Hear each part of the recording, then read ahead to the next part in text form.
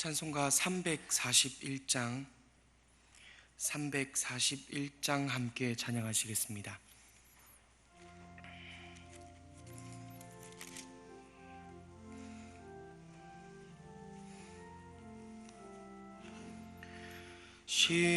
십자가를 내가 지고 주를 따라 갑니다. 이제부터 예수로만 나의 보배 삼겠네. 세상에서 부귀 영화 모두 잃어버려도 주의 평안 내가 받고 영생 복을 받겠네. 주도 곤욕 당했으니 나도 곤욕 당하리. 세상 사람 간사하나 예수 진실합니다. 예수 나를 사랑하사 빛난 얼굴 보이면 원수들이 미워해도 염려할 것 없겠네. 내가 핍박 당할 때에 주의 품에 안기고 세상 고초 당할수록 많은 위로 받겠네. 주가 주신 기쁨 외에 기뻐할 것 무엇냐. 주가 나를 사랑하니 기뻐할 것뿐이세. 아멘.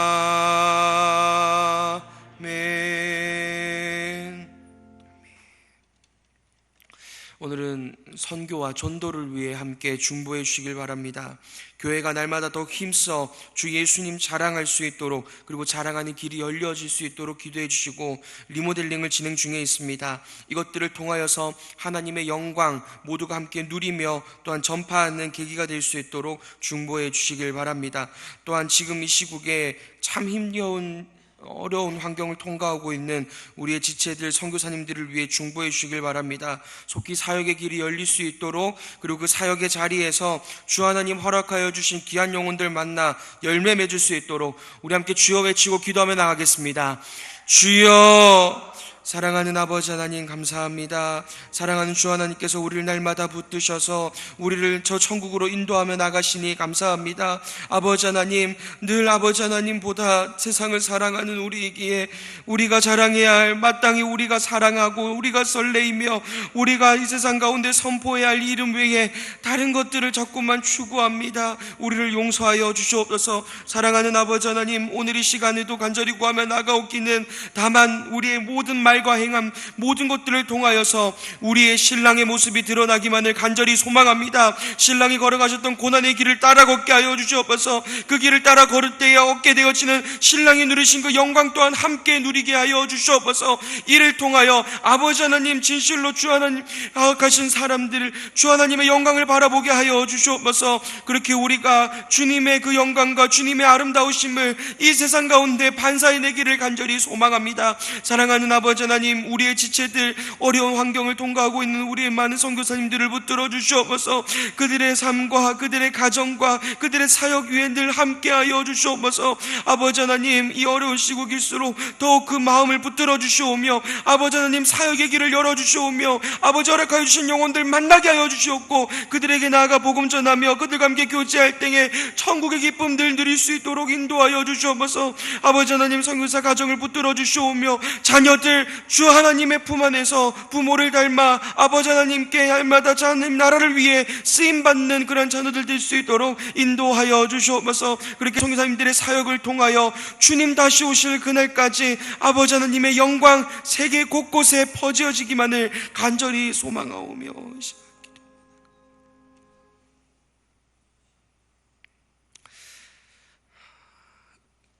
은혜와 긍휼이 늘 풍성하셔서 지옥 가는 것이 당연한 우리를 건져내신 삼위 하나님을 찬양합니다.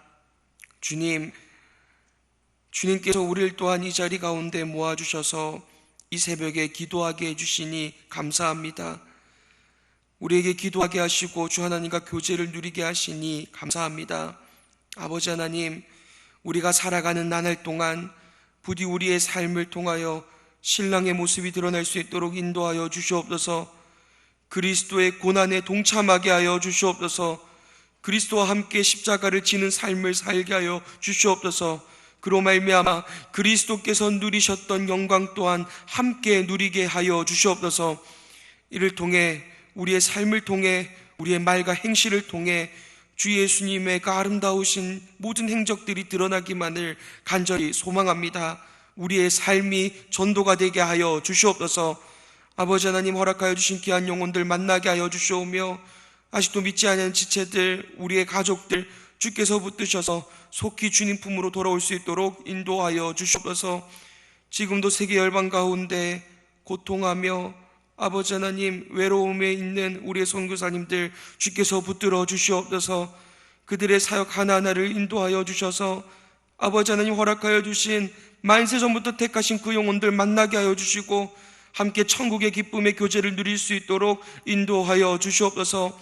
아버지 하나님, 그리할 때에 아버지 하나님께서 허락하여 주신 그 놀라운 기쁨 가운데 늘 맡겨진 사역과 늘 맡겨진 자리에 충실할 수 있도록 다스려 주시옵소서.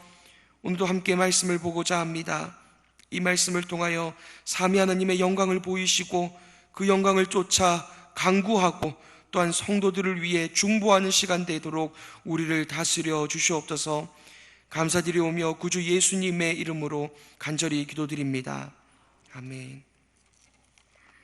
오늘 함께 보실 말씀 이사야 24장 1절부터 13절까지 말씀입니다.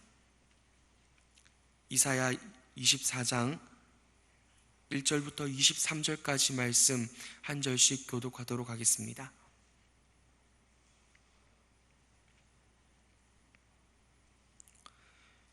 보라, 여호와께서 땅을 공허하게 하시며 황폐하게 하시며 지면을 뒤엎어 버리시고 그 주민을 흩으시리니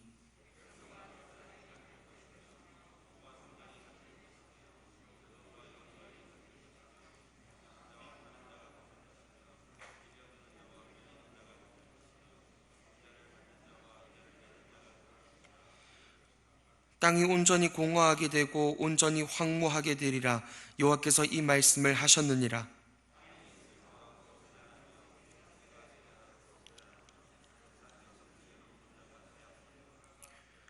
땅이 또한 그 주민 아래에서 더럽게 되었으니 이는 그들이 율법을 범하며 율례를 어기며 영원한 언약을 깨뜨렸습니다.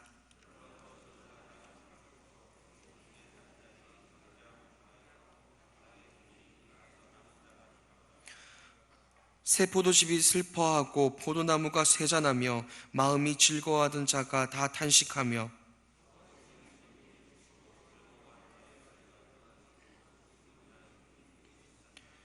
노래하면서 포도주를 마시지 못하고 독주는 그 마시는 자에게 쓰게 될 것이라.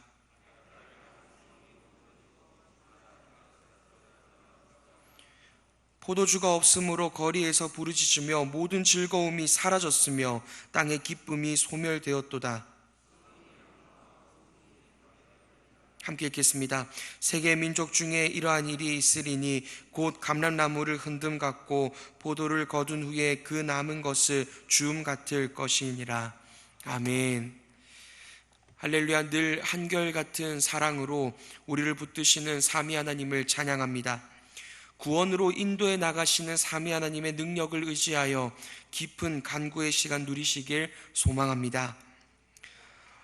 인류는 소설이나 영화를 통해 세상의 종말 시나리오를 늘 그려왔었습니다. 홍수, 기온변화, 지진, 화산 폭발 등 다양한 어려움을 예측하며 혹 이렇게 종말이 오지 않을까 이렇게 상상을 해왔었습니다. 그런데 이러한 종말과 관련된 소설과 영화, 즉 인간이 생각한 이 종말에는 공통점이 있습니다. 첫째, 인간의 기술과 힘으로 종말을 막아냅니다. 둘째, 그 과정 속에서 힘이 있는 사람은 살아남고 그렇지 않은 사람들은 죽음을 맞이합니다. 이 세상의 원리를 고스란히 보여주고 있는 것입니다. 어떤 종말이 온다 할지라도 그것을 막을 수 있을 것이라 생각하며 또한 그것을 준비할 수 있을 것이라 생각합니다. 하지만 이미 하나님께서는 약 2700여 년 전에 종말에 대하여 말씀하셨습니다. 그것이 바로 오늘 본문입니다. 왜 이토록 오래전부터 종말에 대하여서 가르치신 것일까요? 그때 당시 사람들이 종말에 대해서 들었다 할지라도 늙어서 죽을 때까지 종말이 오지 않음을 보며 혹 하나님을 조롱했을지도 모르는데 말입니다. 하나님께서 이토록 오래전에 종말을 가르치신 이유는 인간의 교만이 하나님의 종말을 막을 수 없으니 이를 보고 듣고 회개하라는 것이었습니다. 오늘은 함께 이 열방의 종말을 가르치시는 본문을 살펴보겠습니다. 이를 통해 종말에 대한 바른 이해와 그리고 그 종말을 준비하는 교회의 바른 모습이 무엇인가를 살펴보도록 하겠습니다. 이를 통하여 성도가 갖춰야 할 모습과 성도가 기뻐해야 할 감격이 무엇인가를 함께 교제하기를 소망합니다. 오늘 본문부터 이사야 27장까지는 종말에 대한 가르침이 담겨 있습니다. 그래서 이사야의 계시록이라고 부르는 사람들이 있을 정도입니다. 오늘 본문은 땅이라는 개념을 가지고 종말을 설명합니다. 성경에서 보통 땅이라고 하는 것은 인간의 뿌리가 되는 곳으로 설명합니다. 그래서 창세기 3장 23절은 이렇게 말합니다. 여호와 하나님의 에덴 동산에서 그를 내보내어 그의 근원이 된 땅을 갈게 하시니라. 땅은 인간의 근원이라고 설명합니다. 또한 더 나아가 땅은 구원을 의미하기도 했습니다. 방주 심판이 끝난 것을 땅이 드러난 것으로 보여주었고, 홍해가 갈라져서 땅이 드러나게 되었을 때 구원이 이루어지는 것임을 보여주셨습니다. 또한 가나안 땅에 들어가는 것이 바로 구원임을, 이를 통하여 구원을 설명하셨습니다. 그런데 그렇게 인간의 근원이 된 땅, 인간의 구원이 보여주는 그런 땅, 그 땅이 모조리 뒤흔들려 버립니다. 그것이 바로 오늘 본문입니다. 하나님께서 땅을 뒤집어 엎으실 것입니다. 1절입니다. 보라, 여호와께서 땅을 공허하게 하시며 황폐하게 하시며 지면을 뒤집어 엎으시고 그 주민을 흩으시리니. 여기에서 사용된 보라라는 말은 실제로 눈으로 보라는 이야기가 아닙니다. 감탄사입니다. 보통 우리가 오 또는 와 하는 그 정도 될 것 같습니다. 우리가 보통 감탄이라는 것을 할 때에는 이 예상을 뛰어넘을 때 나오게 되는 것이지요. 지금 선지자가 감탄을 내뱉으며 말하는 이유도 똑같습니다. 종말에 있을 일들이 인간의 상상을 뛰어넘기 때문입니다. 그래서 인간의 근원이 된 땅이 모조리 뒤엎어질 것이라고 말하는 것입니다. 인간의 모든 것을 쌓아놓은 땅, 그 자체를 뒤집어 엎으시는데 인간이 어떻게 그것을 막을 수 있느냐는 것입니다. 그래서 2절을 보니 세상의 원리 또한 모조리 다 역전되어 버릴 것임을 보여주고 있습니다. 이 백성이 제사장과 같을 것이고 종이 그 주인과 같아질 것입니다. 인간이 서로 이 상하 관계를 만들고 그리고 힘으로 약자를 누르는 것을 즐겨 해왔습니다. 서로를 구별하여 차별함으로 자신을 높이려는 시도는 끊임없이 지속되어 왔습니다. 그런데 종말에 이러한 인간의 교만은 심판받게 될 것입니다. 그동안 쌓아왔던 신분과 능력과 그리고 남들과 차별되는 요소들이 아무 소용이 없어져 버리는 것입니다.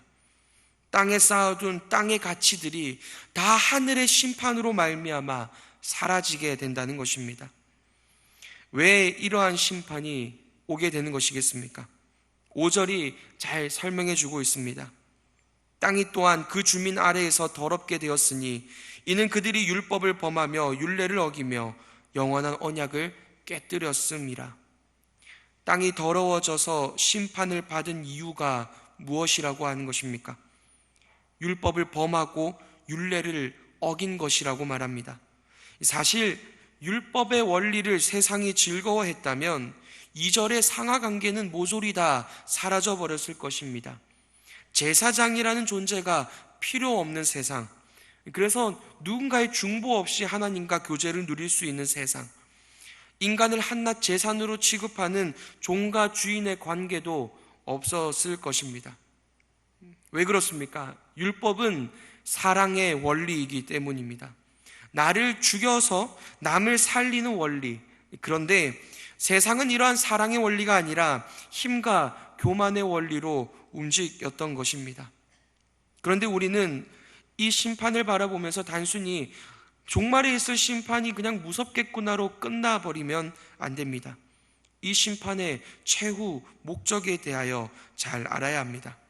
이 심판은 단순히 모든 사람들을 다 죽이기 위함이 아닙니다. 죄에 대한 하나님의 진노를 보여주시는 것과 동시에 하나가 더 남아 있습니다. 그것은 바로 자기 백성만 남기시기 위함입니다. 오늘 본문 6절을 보니 저주가 땅을 삼켰고 그 중에 사는 자들이 정죄함을 당하였고 땅의 주민이 불에 탔다고 합니다. 하나님의 심판이 임한 것입니다. 그런데 6절은 이렇게 끝이 납니다. 그런데 남은 자가 적도다. 남은 자가 적도다라는 말을 붙여버립니다. 하나님의 완전한 심판에서 벗어날 인간이 있겠습니까? 없겠지요. 이 심판은 정죄입니다. 죄에 있는 자에게 임하는 것입니다. 그런데 마치 하나님의 심판이 통하지 않는 사람이 있는 것 마냥 그렇게 남은 자가 존재한다는 것입니다. 13절에서도 마찬가지입니다. 세계 민족 중에 이러한 일이 있으리니 곧 감람나무를 흔듦 같고 포도를 거둔 후에 그 남은 것을 주움 같을 것이니라. 이것은 심판 후에 있을 일에 대한 설명입니다. 그래서 사실 다른 번역을 보면 이것이 잘 살려져 있습니다. 새 번역은 이렇게 번역했습니다. 이 땅에 이러한 일이 일어나고 거기에 사는 백성에게 이러한 일이 일어날 것이니, 즉 심판 후에 이러한 일이 있을 것이니 마치 올리브 나무를 떤 다음과 같고 포도나무에서 포도를 거둔 후에 남은 것을 주울 때와 같을 것이다. 심판이 임했는데 그 후에도 남은 자들이 있다는 말입니다. 그 남은 자들은 하나님의 심판으로부터 벗어난 자들입니다. 이제 이 남은 자들은 어떻게 살겠습니까? 그들은 하나님의 심판을 똑똑히 목격했습니다. 이를 통해 죄를 향한 하나님의 진노를 확인한 자들입니다. 마치 노아의 홍수와 같습니다. 물로 세상을 심판하셨지요. 동시에 노아와 그 가족만을 남겨놓으시기 위함도 맞습니다. 바벨론 포로 때와도 같습니다. 포로로 잡혀갔지만 생명을 유지하였습니다. 하나님의 심판을 경험하였지만 결국 하나님의 백성만을 남겨두셨습니다. 하지만 이 남은 자들의 이야기는 결국 신약에 만들어질 한 존재에 대한 설명이었습니다. 그것이 바로 교회입니다. 교회 또한 하나님의 진노를 본 자들입니다. 무엇으로 보았습니까? 언제 보았습니까? 바로 십자가로 보았습니다. 십자가로 말미암아 그리스도를 바라보고 죄를 향한 하나님의 진노를 경험한 자들이 바로 교회입니다. 그래서 심판에서 아예 벗어나 버린 자들이 바로 교회인 것입니다. 요한계시록 7장 14절은 이렇게 말합니다. 그가 나에게 이르되 이는 큰 환난에서 나오는 자들인데 어린 양의 피에 그 옷을 씻어 희게 하였느니라. 심판에서 피하여 나온 자들이 바로 교회인 것입니다. 그러니 교회는 하나님의 은혜와 긍휼이라는 이 율법의 원리가 다스려져야 하는 곳입니다. 세상의 구별이 몽땅 사라져야 하는 것이 교회인 것입니다. 신분이나 아니면 가지고 있는 재산의 그 여부와 상관없이 교회에서는 그 어떤 구별도 있어서는 안 되는 것입니다. 그리고 이 교회에서야말로 비로소 세상에서 찾을 수 없었던 그 사랑의 원리, 나를 죽여서 남을 살려내는 이 원리가 가득해야 하는 것입니다.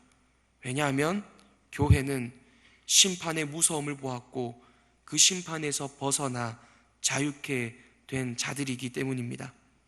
성도님 여러분, 그러니 우리는 이제 땅에 쌓아둘 것을 고민하며 사는 자들이 아닙니다.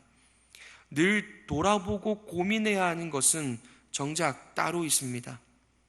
혹 하나님의 심판이 떨어진 세상의 모습이 교회에서 재현되고 있지는 않은지, 나의 삶에서 재현되고 있지는 않은지를 우리는 늘 돌아보아야 합니다. 만약 그것이 재현되고 있다면 그곳이 어디이든 하나님의 심판을 받아야 하는 곳임을 우리는 잊어서는 안 됩니다. 하나님께서 기뻐하시는 남은 자의 모습으로 오늘 하루도 살아가시길 바랍니다. 결국 우리를 남기시기 위해 세상을 심판하실 하나님의 뜻과 그 하나님의 은혜를 깊이 마음에 품고 말하고 행동하고 살 수 있길 소망합니다. 우리 함께 기도하며 또한 중보하며 나가도록 하겠습니다. 우리의 삶의 모습 가운데 이러한 땅에 쌓아둘 것을 고민하는 모습이 아니라 저 천국의 하나님의 그 원리, 우리의 신랑이 이 땅 가운데 여실히 보여준 그 사랑이 드러나기를 고민하고 기도하고 간구할 수 있도록 오늘 시간 기도해 주시길 바랍니다. 그래야 우리의 교회가 늘 모일 때마다 세상이 맛볼 수 없는 자들의 모임, 세상은 도무지 경험할 수조차 없는 그러한 자들의 기쁨의 교제가 늘 풍성할 수 있도록 우리 함께 주여 외치고 함께 기도하며 나가겠습니다. 주여, 사랑하는 아버지 하나님 감사합니다. 우리